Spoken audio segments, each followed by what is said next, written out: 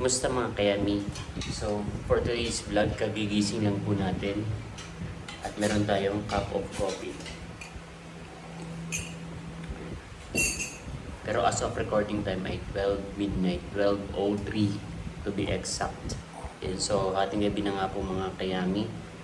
Pero magigising po lang kasi kagagaling ko po sa work kanina. Tapos ay nakatulog po agad ako. Tapos sa sumasakit po yung tiyan ko kaya nagising ako. Ayun, so supposed to be ay wala po akong vlog today. Pero dahil nga po nag-vlog pala si Papa di kanina sa huling sandali ni Aling Maliit dito sa ating mundo. Ayun, so update lang po is nailibing na po ng maayos si Aling Maliit. So mabuti na lamang po at hindi sumama ang panahon. Kanina umaga is umulan, pero nung mga bandang tanghali ay maganda na yung panahon. Pinagbigyan po tayo ng maayos na panahon kaninang tanghali hanggang sa maihatid si Aling Maliit sa kanyang huling hantungan. Yun, so sabi nga po ni Papa Di ko, konti lang daw po yung nakipaglibing dahil nga po siguro katulad ko hindi ako nakasama dahil nga po sa dami ko pong ginagawa at kulang nga po kami sa manpower. So nahiya naman ang pinakang last option ko kasi noon is manghihiram ako ng ibang tao sa ibang store para doon dumuti sa store ko. Kaya nga lang yung mga katabi kong store may mga satellite area sila, and since end of the month end na kami ng contract ng kanilang satellite and they need to pull out na, so kailangan mag-increase at kailangan nila ng manpower. Kaya ayun, so alam ko namang naiintindihan ni Aling Maliit at ng pamilya niya kung bakit hindi po ako nakasama. Ayun, so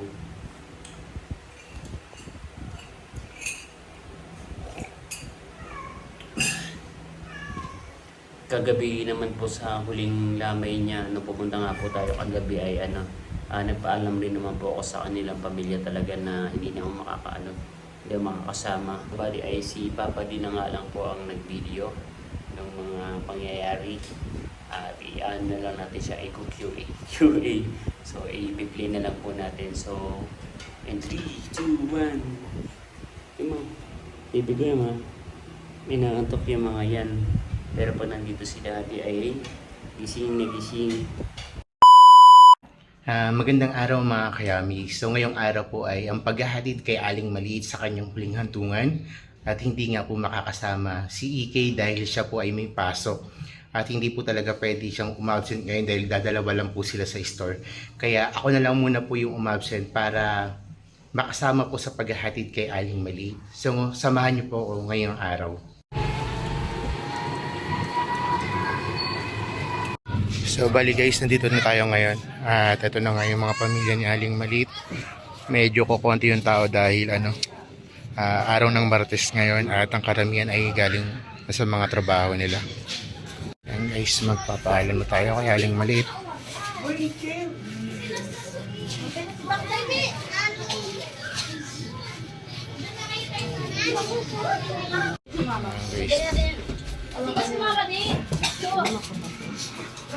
May binabaklas na rin po yung ibang mga gamit katulad nitong type na titire.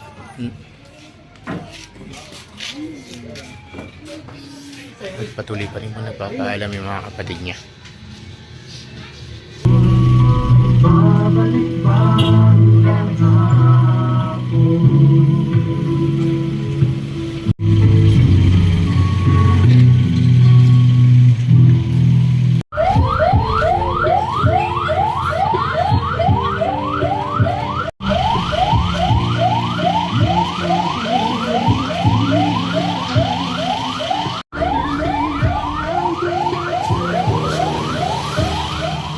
Iba po ay nasa loob ng jeep.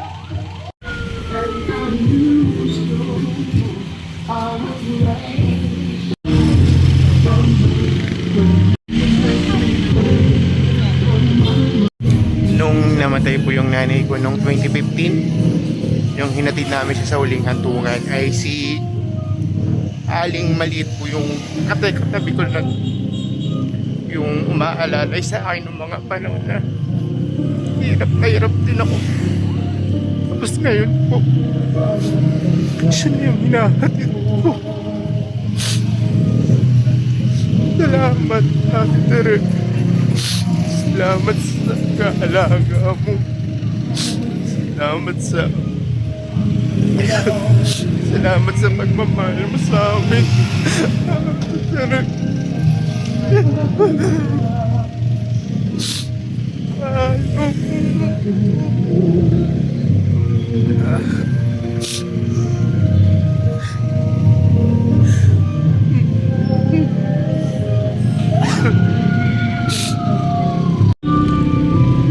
Huling lakad na pala natin ito ngayon, no? Huling lakad ng pakakasama kita.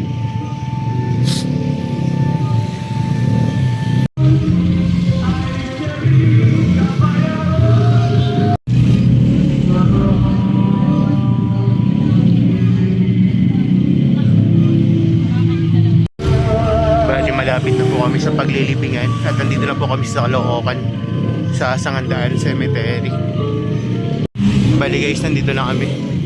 Papasok na po kami ng Sangandaan Cemetery.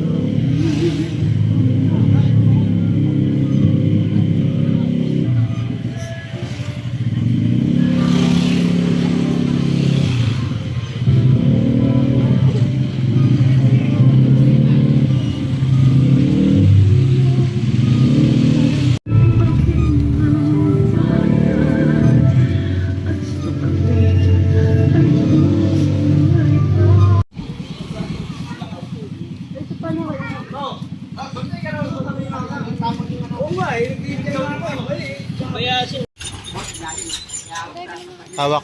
Ano pa? Alalay pa?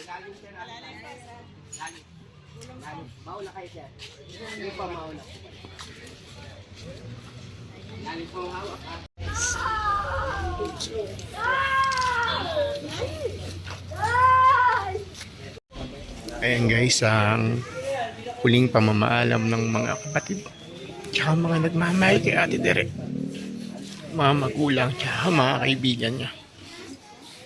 Huling sulyap bago siya din sa huling hantungan.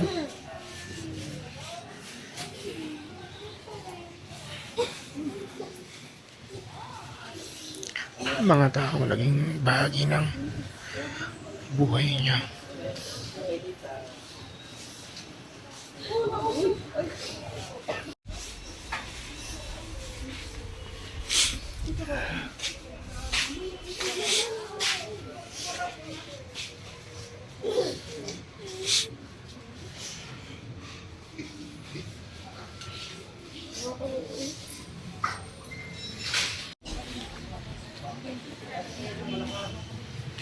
Yan po si nanay, medyo nahihirapan si nanay ngayon. Sobrang bigat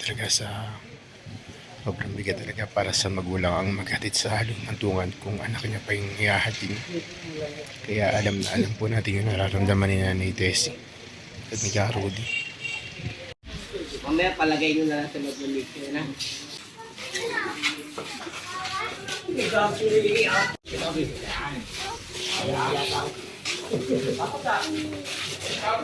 Doon po yung pwesto ni Ate Tere sa bandang baba.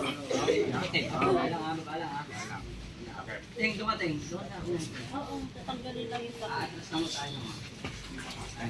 Tinan mo na kaya natin sa sakit para sigurado nyo. Tatanggalin mo na yung sakit.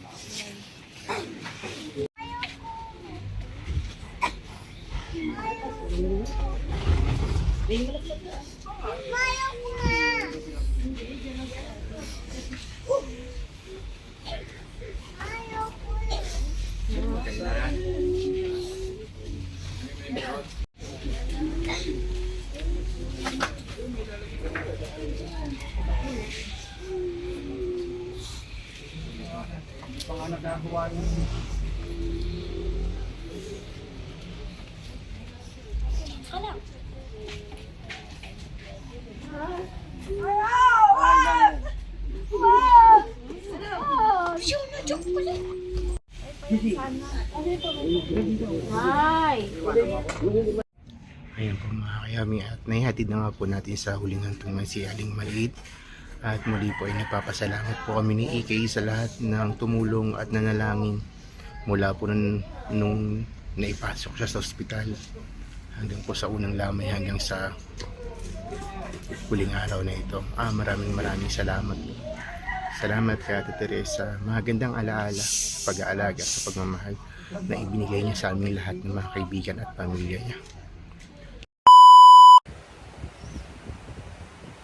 Mga kayami, so isang bagay na natutunan ko sa buhay ni Aling Maliit ay ano po, bali ilang taon ko bang nakasama si Aling Maliit. Anyway, papatong ko na lang dito. Nahihirapan akong nangangalay na ako. Ayun, so ilang taon ko bang nakilala si Aling Maliit? Simula simula 2013, makalahigit na ng taon ng 2013 hanggang ngayon kalapit na ng taon ng 2026. So 13 years, in 13 years po na nakasama ko si Aling Maliit sa mga ilang sandali ng mga buhay niya po, sa mga ilang mga masasayang alaala po ng buhay niya, ay isa po ang natutunan ko po talaga sa kanya, na manatili po tayong matatag sa kabila po ng kahirapan, mga problema po na dumadating sa ating buhay. Dahil hindi nga po lingid sa inyong kaalaman ay kapuspalad po ang kanilang pamilya. Siya po ay hindi nakapag-aral ng maayos, at sa kabila ng kanyang kapansanan ay natuto siyang makihalubilo. Hindi niya ikinahihiya yung kanyang sarili, hindi niya ikinakahiya kung ano siya. Ayun.